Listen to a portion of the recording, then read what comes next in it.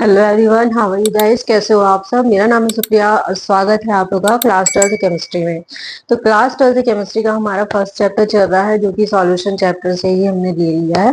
तो solution chapter में ही हमारा क्या है, नेक्स्ट टॉपिक है राउल्ट लॉ। तो राउल्ट लॉ कैसे आया, राउल्ट लॉ किस बारे में बात होती है, तो चलो उसको हम पढ़ते हैं। ठीक है, तो देखो सबसे पहले हम बात करेंगे vapour pressure of liquid liquid solution. Last तो हमने वीडियो में बहुत बताया था कि वेपर प्रेशर क्या होता है, वेपर प्रेशर के बारे में हमने किस किस टॉपिक में डिस्कस करना है ये भी हमने बात की थी।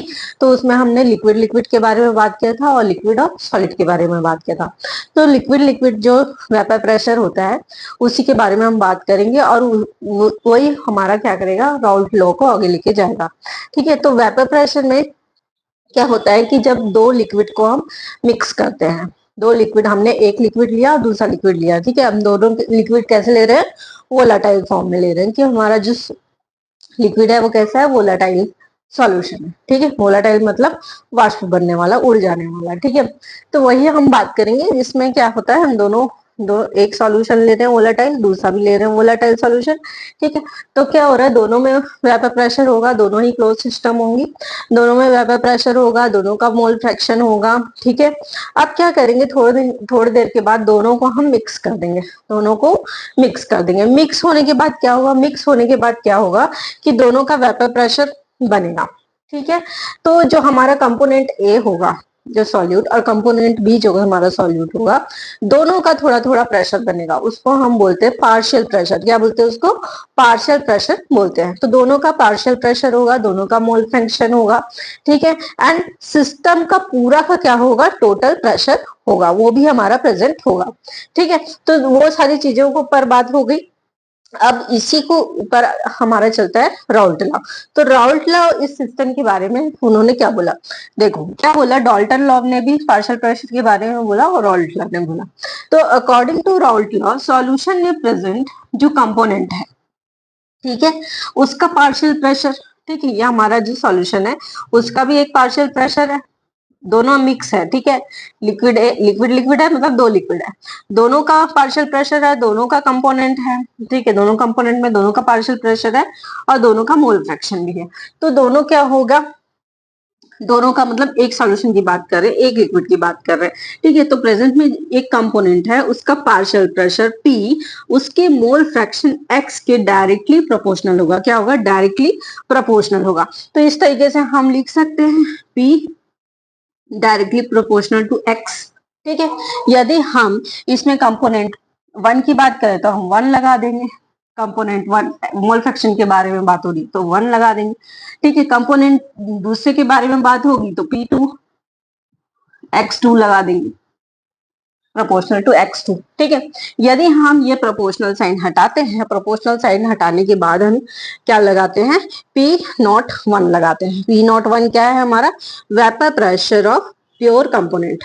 प्योर कंपोनेंट जो हमारा है उसका वेपर प्रेशर है। ठीक है, तो चलो ये बात हो गई। अब कंपोनेंट 2 के बारे में बात होती है, तो P2 directly proportional to X2। ठीक है, तो इसको हम हटाएंगे तो यहाँ पे हम P2 नॉट लगाएंगे।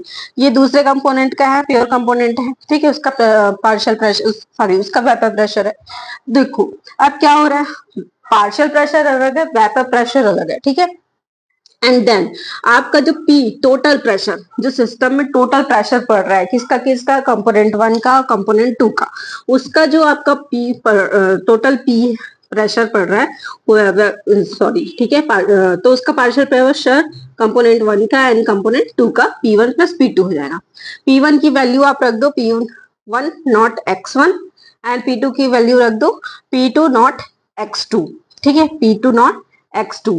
ठीक है, अब क्या होता है कि आपका दोनों मोल फ्रैक्शन को जब आप जोड़ दोगे, X1 प्लस X2 को आप दोनों का योग करोगे तो उसका योग हमेशा 1 आता है। ठीक है, ये स्टेटमेंट आपके एनसीईआरटी में है।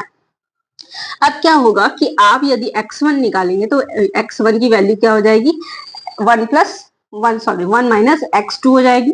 आप रख लोगे 1 माइनस X2 की वैल्यू रख लो इसमें।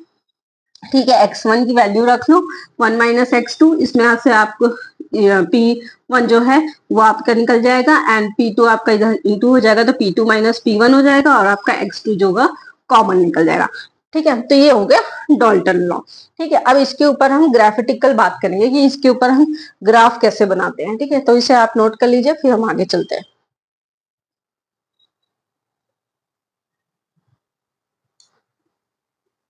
तो चलिए आगे बढ़ते हैं। राउल्ट लॉ में हमने लिक्विड लिक्विड के ऊपर, vapour pressure of liquid liquid के ऊपर हम ग्राफ डिस्कस करेंगे। ठीक है,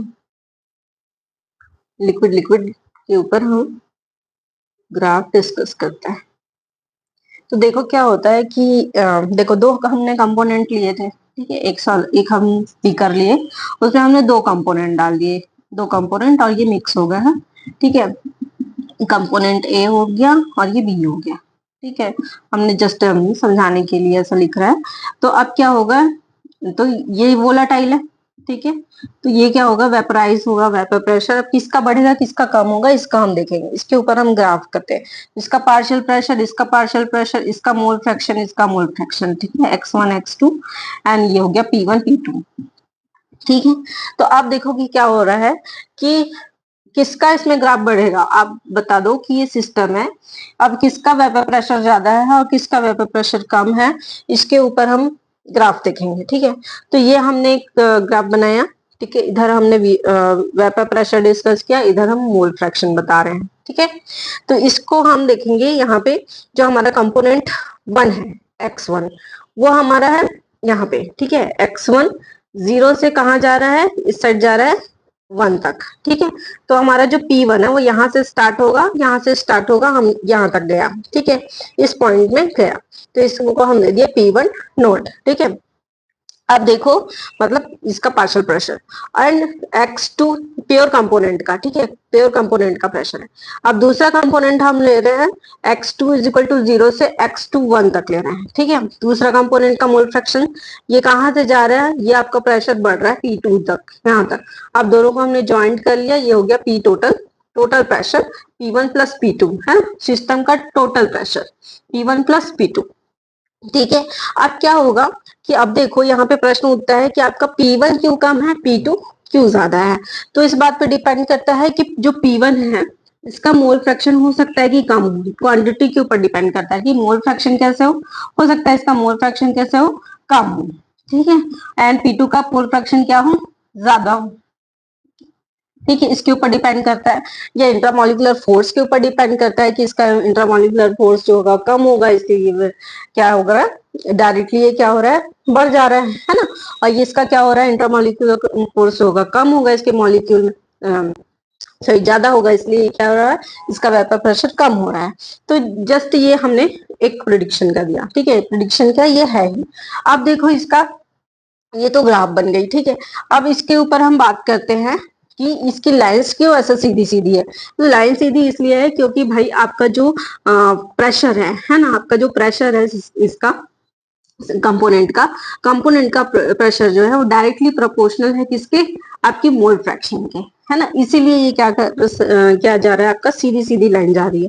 ठीक है, तो यहाँ तक आपको समझ आया होगा। आया होगा तो प्लीज लाइक शेयर सब्सक्राइब जरूर करिएगा। तब तक के लिए टेक केयर, बाय बाय।